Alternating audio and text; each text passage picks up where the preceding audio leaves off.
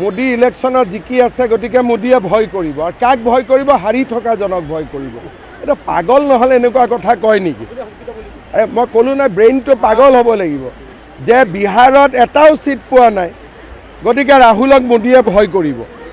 ব্ৰেইনটো not থাকিব লাগিব নে নালাগিব? নট নাথাকিলেহে এনেকুৱা কথা ক'ব যে বিহাৰত গোটেই কংগ্ৰেছৰ MLA এখন ইনোভা গাড়ীতে হৈ যায়, মাত্ৰ 6টা MLA।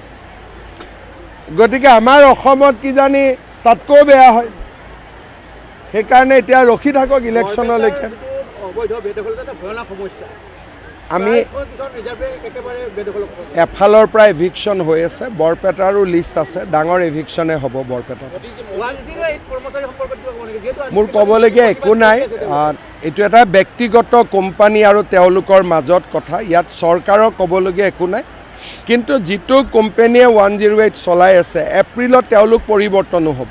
আজিলৈকে মই যি কৈছোঁ গোটেইখিনি হৈ আছে, কোনটো হোৱা নাই মই কোৱা কথা? মানে মই কোৱাত তেওঁক বাদ দিয়ক, তেওঁতো অসমক ইমান নাজানে। আজি 25 বছৰে মই অসমত যি কৈ আছোঁ এইটোকে হৈ আছেনে নাই?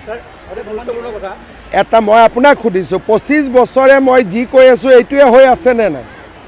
গতিকে অসমৰ মানুহে জানে মই যেতিয়া কথা কওঁ মই তাত গণ্ডগোল একো নাথাকে।